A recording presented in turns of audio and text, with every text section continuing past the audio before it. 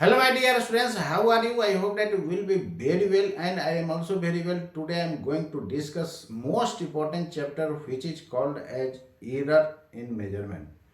तो आज मैं एरर इन मेजरमेंट आज पढ़ाने जा रहा हूँ। ये बहुत इंपॉर्टेंट टॉपिक है दोस्तों। ये आईआईटी नीट में हर एक साल एकदम फिक्स क्वेश्चन रहेगा। तो चलिए आज मैं डिटेल से डिस्कस करने जा रहा हूँ एरर्स इन मेजरमेंट। सबसे पहले मैं देखने जा रहा हूँ एरर होता क्या है। What is error? एरर का मतलब होता है गलती। इसका क्या मतलब होता है? गलती। तो जैसे मान करके चलिए कि आप 2 केजी दूध लाने जा रहे हो। तो 2 केजी दूध लाने जा रहा हूं मतलब कितना? 2000 ग्राम। मान करके चलो कि आपको कितना दिया है? 1 केजी में 1000 ग्राम, तो 2 केजी में 2000 ग्राम। मान के चलो 1950 ग्राम आपको दूध दिया। कितना कम दिया है? 50 ग्राम। क्लियर है? कोई अच्छा अच्छा जो है दूध दोहने वाला होता है, जो ईमानदार होता है, थोड़ा सा और एक्स्ट्रा डाल देता है। तो एक्स्ट्रा डाल दिया मतलब 2 केजी से बढ़ गया होगा, तो मान लो कि 2020 ग्राम हो गया। तो एक्चुअली आपको कितना लाना था? 2000 ग्राम। तो एक्चुअल से जितना ज्यादा या कम होता है दोस्तों, वही एरर कहलाता है। वही क्या कहलाता है? एरर कहलाता है। यानी एक्चुअल से जितना कम हो या ज्यादा हो, क्या कहलाता है? एरर कहलाता है। तो एक्चुअल से ज्यादा भी देगा तो एरर, कम भी देगा तो एरर। तो एक्चुअल से इसमें कितना ज्यादा दिया है? 20 ग्राम, तो 20 ग्राम एरर हो गया। इसमें कितना कम दिया है? 50 ग्राम कम दिया है, तो 50 ग्राम एरर हो गया। इसका मतलब कि ये मेजर वैल्यू है, ये मार्क करके दिया है ना, और इसको ट्रू वैल्यू या एक्चुअल वैल्यू बोला जाता है। तो एक्चुअल वैल्यू और ट्रू वैल्यू के बीच का जो डिफरेंस होता है, that is called error. Clear है ना? The difference between actual value and measured value. The actual value and measured value is called error. Difference का मतलब क्या होता है दोस्तों? मोर माइनस लेस? नहीं, डिफरेंस का मतलब होता है मोर माइनस लेस। तो क्या इसको डिफाइन करोगे? The difference between measure value, measure value मतलब जो मेजर करके आया है, measure value and true value और actual value, both are same. Actual value वही ट्रू वैल्यू बोला जाता है, is called error. Is called error. Clear है? तो एरर का मतलब मेजर वैल्यू और एक्चुअल वैल्यू के बीच का डिफरेंस जो होता है, वही क्या कहलाता है? एरर कहलाता है। That is delta A is equal to A mean minus A. किसी किसी बुक में आपको मॉडुलस मिलेगा। तो डिफरेंस है मोर माइनस लेस। क्लियर है ना? किसी किसी में ऐसा मिलेगा, बोथ आर सेम। क्लियर? ये रहा। ये मीन को बोला जाता है दोस्तों एक्चुअल वैल्यू।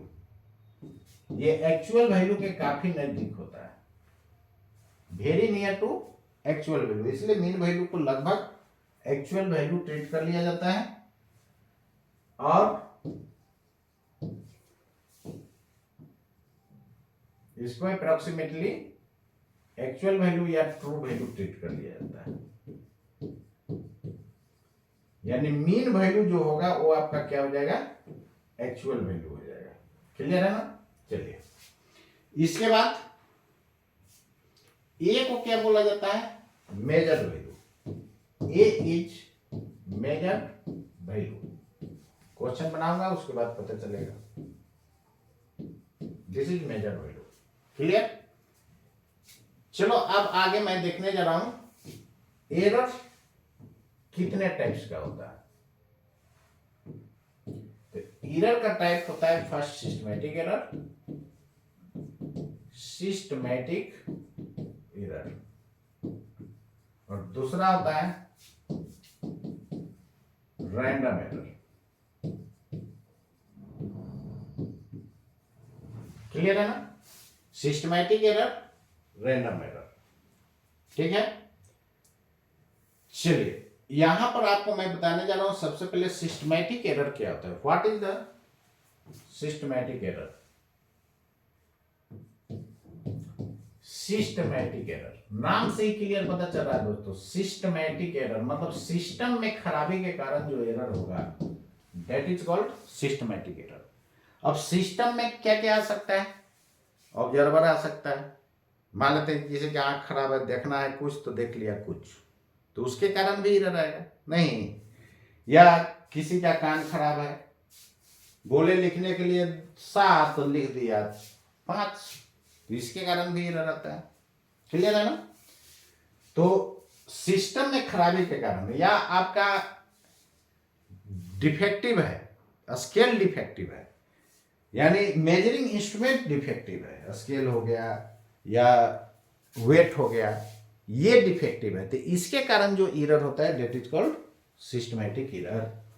तो सिस्टम में खराबी मतलब ऑब्जर्वर में कमी हो सकता है, इंस्ट्रूमेंट में कमी हो सकता है, नहीं नॉलेज का कमी हो सकता है। तो नॉलेज ऑब्जर्वर पर डिपेंड करेगा, अलग अलग ऑब्जर्वर के लिए अलग अलग। वो एक बच्चा को एक्सपेरिमेंट करने के लिए भेज दीजिएगा तो वो कर पाएगा? नहीं कर पाएगा ना। इसलिए पर्सन टू पर्सन एरर भी वेरी करता है, अलग अलग पर्सन निकालेगा तो उसके कारण अलग अलग एरर आएगा। तो सिस्टम में खराबी के कारण जो एरर आता है that is called systematic error.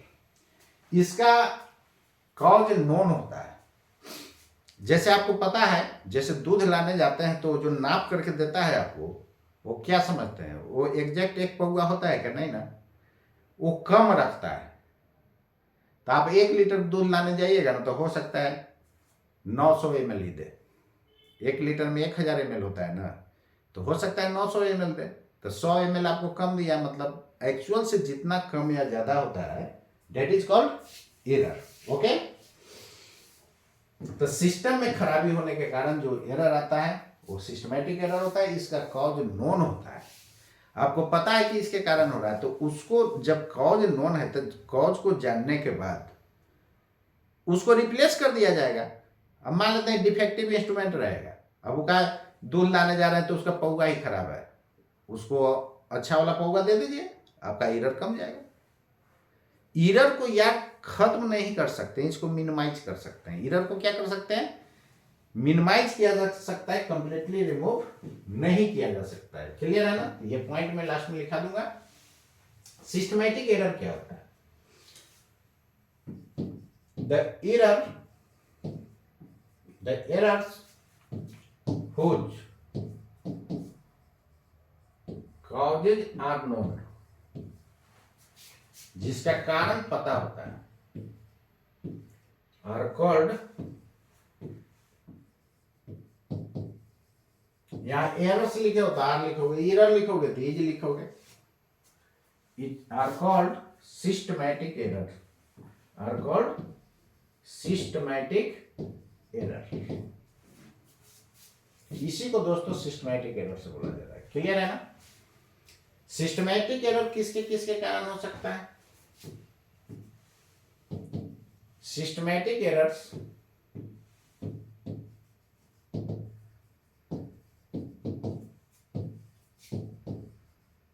may be due to imperfection of observer, imperfection of instrument, पहले लिख लो, imperfection of instrument, यानी जो जिससे आप जिस इंस्ट्रूमेंट से आप मेजर कर रहे हो ना वो डिफेक्टिव है, मतलब इम्परफेक्ट है। परफेक्ट मतलब सही, इम्परफेक्ट मतलब क्या होता है दोस्तों? सही नहीं है। सेकंड में imperfection of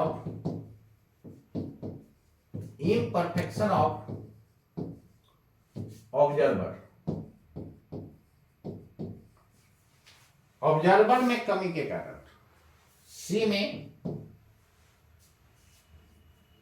environmental change, environment में चेंज के कारण। जैसे टेम्परेचर बदल गया, प्रेशर बदल गया, तो इसके कारण भी एरर होता है।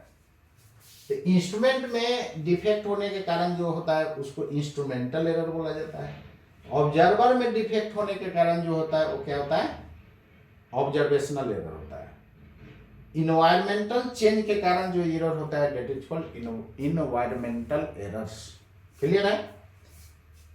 तो ऑब्जर्वेशनल एरर में ही आपका ग्रॉस एरर आ जाता है।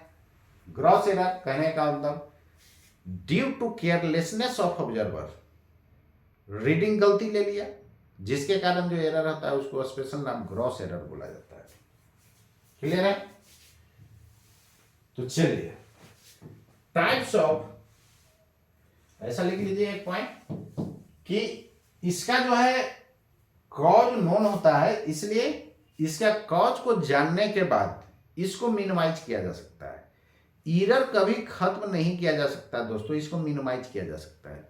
जैसे एक क्राइम जो है, किसी का भी सरकार आ जाए, किसी का भी गवर्नमेंट आ जाए, उसको आप खत्म नहीं कर सकते हो, उसको मिनिमाइज कर सकते हो। सेम उसी तरह एरर को मिनिमाइज किया जा सकता है, कंप्लीटली रिमूव नहीं किया जा सकता।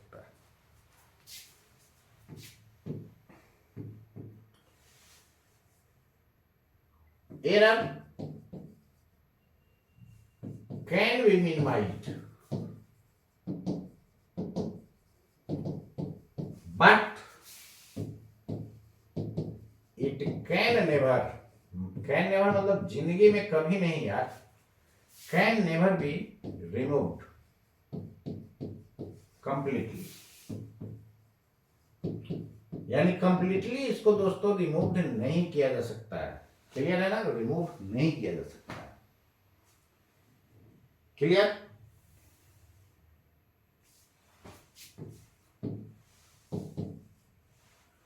Next, after knowing the causes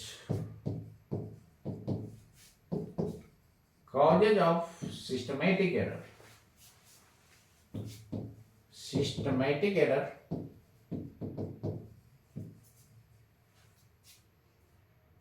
it can be minimized.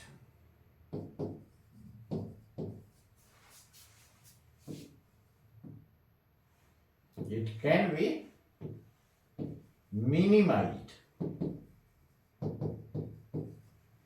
इसको मिनिमाइज किया जाता है। जब कॉज को जान जाएंगे तो उसको रिप्लेस कर दिया जाएगा। जैसे मान लो कि किसी का सिस्टम खराब है या ऑब्जर्वर खराब है, ऑब्जर्वर के आंख सही नहीं है, दूसरा ऑब्जर्वर से रीडिंग करवा लिया जाएगा। तो इसको चेंज करके क्या किया जा सकता है? मिनिमाइज किया जा सकता है। तो कॉज जानोगे तभी ना कर सकते हो भाई, नहीं तो कैसे करोगे बताओ। Next, types of systematic error.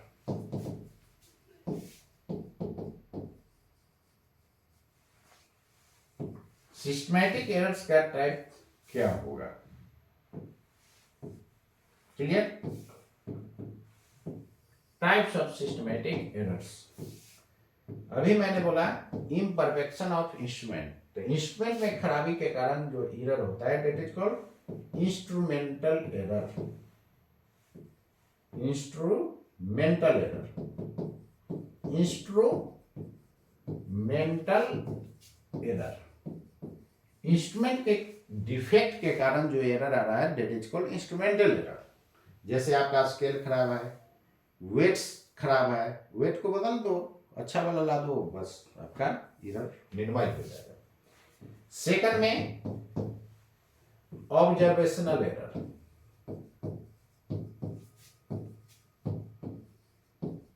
इसी को ग्रॉस एरर बोला जाता है। ग्रॉस एरर मतलब ऑब्जर्वेशनल एरर का ही टाइप है आपका ग्रॉस एरर। ऑब्जर्वेशनल एरर को ही ग्रॉस एरर बोला जाता है। इसी का वो क्या है, इसी के अंदर में वो आता है। जैसे मान लीजिए कि ऑब्जर्वेशन ठीक से नहीं लिए, यानी रीडिंग आप ठीक से नहीं लिए, तो उसको क्या बोला जाता है? Observational error. क्लियर है? किसी की आंख खराब है, ठीक से रीडिंग नहीं हुआ है, या उसको तिरछा देख करके रीडिंग ले लिया, केयरलेसनेस है, उसको सामने से लापरवाह है, सामने से आकर रीडिंग लेना है तो ले लिया तिरछा रीडिंग। तो जब भी रीडिंग लिया जाता है दोस्तों तो सामने से लिया जाता है। क्लियर है ना? थर्ड में इन्वायरमेंटल एरर।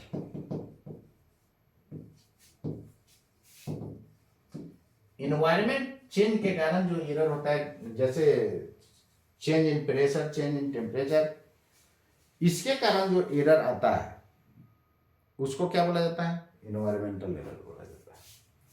टेम्परेचर वेरिएशन के कारण जो एरर आता है, जैसे देखिए ये जो आप कपड़ा खरीदते हैं तो मीटर स्केल रखता है, किसी किसी में गज रखता है, तो उससे जो मेजर करके दे रहा है, तो गर्मी के दिन में वो थोड़ा सा लंबाई क्या हो जाएगा? बढ़ जाएगा। तो बढ़ जाएगा तो आपको ज्यादा कपड़ा मिल जाएगा नहीं। तो टेम्परेचर चेंज, प्रेशर चेंज, ये सब के कारण जो है, यानी इन्वायरमेंट में चेंज के कारण जो एरर आता है that is called environmental error. Clear है? ये सब सिस्टमैटिक एरर के अंदर आता है। अब चलो ये सब लिखाने की जरूरत नहीं, समझ रहे हो। इंस्ट्रूमेंटल एरर लिखना होगा तो क्या लिखोगे? The systematic error due to defect in instrument is called instrumental error. Clear है ना? यानी इंस्ट्रूमेंट में डिफेक्ट के कारण जो एरर आता है that is called instrumental error. Observer में डिफेक्ट के कारण जो एरर आएगा दोस्तों वो ऑब्जर्वेशनल एरर। और climate change, environmental change such as temperature, pressure, ये सब में चेंज के कारण जो एरर आता है उसको क्या बोला जाता है? इन्वायरमेंटल इन्वायरमेंटल एरर बोला जाता है। क्लियर है? Now I am going to discuss random error. What is a random error? Random error का कहने का मतलब इसका कॉज पता नहीं होता है। जैसे अब मान लो कि यहां पर मैं एक्सपेरिमेंट कर रहा हूं और बगल वाले रोड से ट्रक जा रहा है, तो ट्रक जाता है तो हल्का वाइब्रेशन होता है ना। घर में रहोगे आप, बगल से ट्रक गुजरेगा तो हल्का जो है वाइब्रेट करता है घर आपका। तो आप एक्सपेरिमेंट कर रहे हो, जैसे मान लो कि ये स्केल है और इस पेन का हमको लेंथ मेजर करना है दोस्तों। ये रहा 0, 1, 2, 3 and so on.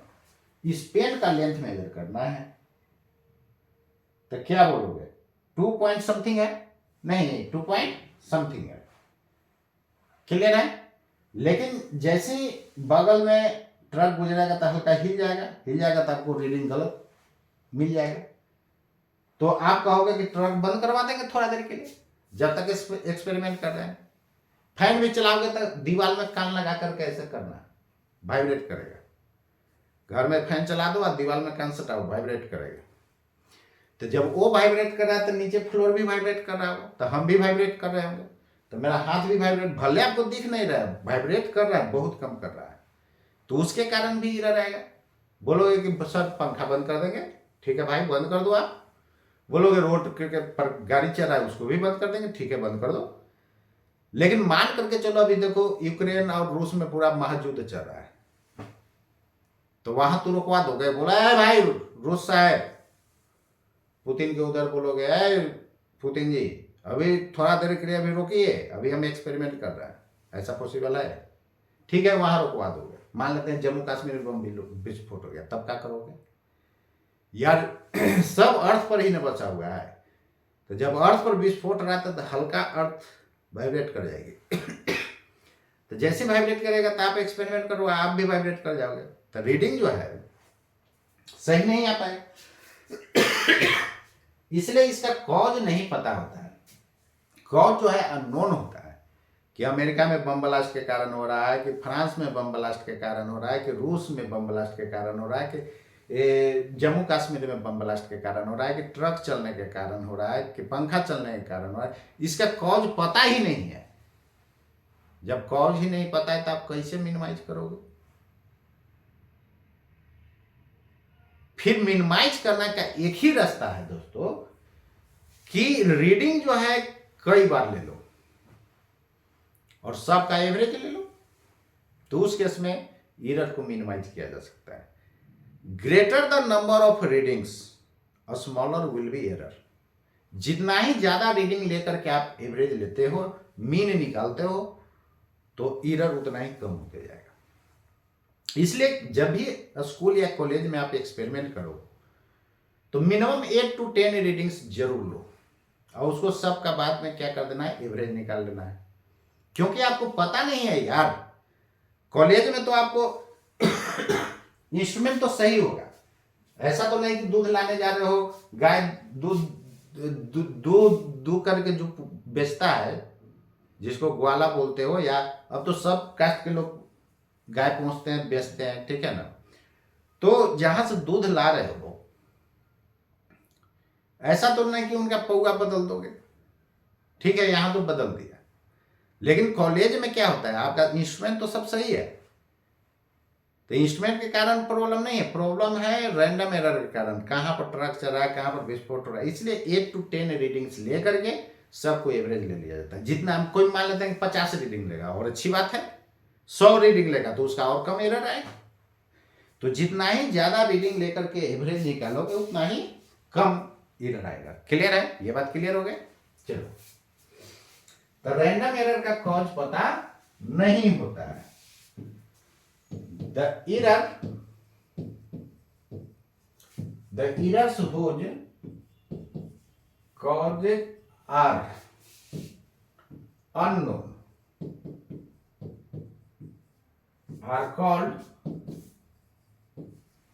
random error। इसी को दोस्तों रैंडम एरर से बोला जाएगा। क्लियर है ना। इसको मिनिमाइज करने का एक ही तरीका है, नंबर ऑफ रीडिंग्स इंक्रीज करके। यानी एरर इनवर्सली प्रोपोर्शनल होता है number of observations. Number of observations आप बढ़ाओगे, एरर घटेगा। 50 रीडिंग लोगे और कम जाएगा, 100 रीडिंग लोगे और कम जाएगा। नहीं, क्लियर है। ये मोस्ट इंपोर्टेंट दोस्तों, इससे क्वेश्चन आता है। क्लियर है ना। तो चलो, किस टाइप का क्वेश्चन पूछता है, बहुत इंपॉर्टेंट फॉर्मूला है, इसको माइंड में रखना है, इस बात को याद रखना है। इक्वल होने के लिए एक कांस्टेंट आएगा। देखो कैसे क्वेश्चन पूछेगा। इस टाइप का पहले भी क्वेश्चन आ चुका है, और रेडी रहना, कभी भी पूछ सकता है। If x be the random error in 50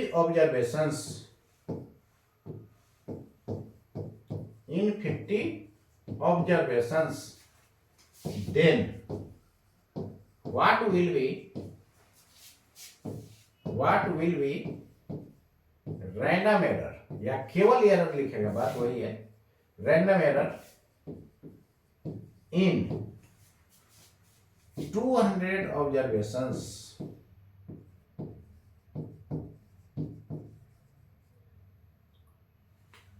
200 observations में एरर क्या होगा, यही आपसे डिमांड कर रहा है। ए ऑप्शन में है x/3, बी में 2x, सी में x/4, डी में नन। कौन सा ऑप्शन होगा, ये हो जाएगा। क्यों, 50 ऑब्जर्वेशंस में x है, तो कितना टाइम्स ऑब्जर्वेशन बढ़ाया, 4 टाइम्स। तो इन्वर्सली प्रोपोर्शनल है ना, इन्वर्सली प्रोपोर्शनल है ना एरर का। तो जितना ऑब्जर्वेशन 4 टाइम्स बढ़ाया, तो एरर 4 टाइम्स से घट जाएगा, तो x/4 हो जाएगा। क्लियर है। तो ये डायरेक्टली बन गया, 4 मार्क्स स्पोकन में मिल गया। नहीं, सोल्व कैसे करोगे। देखो, अभी मैंने देखा कि random error inversely proportional to number of observations n, तो R2/R1 is equal to N1/N2। Clear है। ऐसे तो ये बनाने की जरूरत नहीं हो, ऐसे हो गया, बन गया। N1 कितना है दोस्तों, नंबर ऑफ ऑब्जर्वेशन 50, ये 200 है। तो यहां से R2 निकालना है, R1 x दिया हुआ है तो 1/4, यहां से R2 बराबर x/4, this is the answer. Okay, तो उम्मीद करता हूं दोस्तों ये आपको समझ में आ गया होगा। जैसे और क्वेश्चन देखो, ये आपके लिए, जल्दी आंसर बताना। नीट और आईआईटी के लिए एकदम इसको दिमाग में बैठा लो, हमेशा पूछता है, फोकट का मार्क्स है। When x be the random error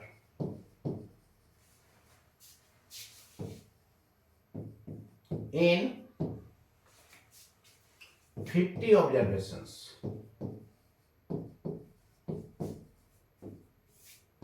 then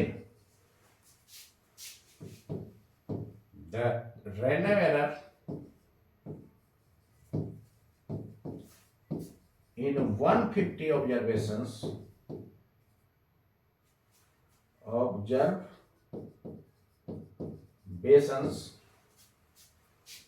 will be A में x, B में x/3, C में 2x या 3x कर दो, 3x, D में 2x या x/2, विच इज करेक्ट।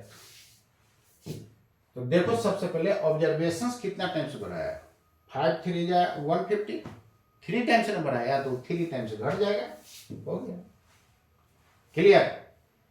अच्छा मान लो कि 50 ऑब्जर्वेशन यहां पर दे देता है 75 ऑब्जर्वेशन, तब फिर आप कितना टाइम से बढ़ा हो तो नहीं फाइंड कर पाओगे, तो फिर ये फॉर्मूला लगा देना, R1/R2 is equal to N2/N1। इधर 2 रखोगे तो इधर 1, R2/R1 is equal to N1/N2। Clear है। तो उम्मीद करता हूं दोस्तों ये आपको समझ में आ गया होगा। तो इस टाइप का जितना भी क्वेश्चन है आप खोज खोज करके दुनिया में जितना बुक है वो सबसे बना जाओ। आईआईटी नीट होगा कैसे नहीं, बस आप में जज्बा होना चाहिए दोस्तों, हर हाल में निकाल करके ही छोड़ना है। और कोई ऊपर से पढ़ने नहीं आया है, हम ही आप लोग ने पढ़ते हैं, इसलिए पढ़ने से मत भागिए। आज यदि आप भाग रहे हैं तो आईआईटी नहीं आप निकाल पा रहे हैं तो गेट कैसे निकालिएगा, वो तो इसका ग्रैंडफादर है। सीधे आप प्राइवेट कॉलेज में जाके एडमिशन ले लेते हैं, वहां पर लैब का फैसिलिटी रहता है, कुछ नहीं, 4 तल्ला बिल्डिंग ठोक देता है, लिख देता है फलाना इंस्टीट्यूट ऑफ टेक्नोलॉजी। तो आपके पास नॉलेज नहीं होगा प्रैक्टिकल, तो आप कैसे अच्छा इंजीनियर बनेंगे। जब अच्छा इंजीनियर नहीं बनेंगे आपको गेट क्वालिफाई नहीं कर पाएंगे, जब गेट क्वालिफाई नहीं कर पाएंगे तो फिर एनटीपी से भेल जितना भी है सबका सब गेट के थ्रू कर दिया, तो अब कैसे अच्छा जॉब आपको मिलेगा, नहीं ना। तो वही प्राइवेट कॉलेज से आकर रोड पर घूमते रहेगा तो लोग कहेगा इंजीनियरिंग का वैल्यू गिर गया। अरे यार गिर नहीं गया, वो लोग घूम रहा है जो सीधे 12th करता है जाके डायरेक्ट एडमिशन ले लेता है, यहाँ कंपटीशन का एग्जाम देता ही नहीं है कभी, इंट्रेंस एग्जाम। तो आईआईटी निकाल करके जाओ, ज़्यादा अच्छा रहेगा दोस्तों। तो आज के लिए इतना ही दोस्तों, तब तक के लिए नमस्कार, मिलता हूँ फिर नेक्स्ट क्लास।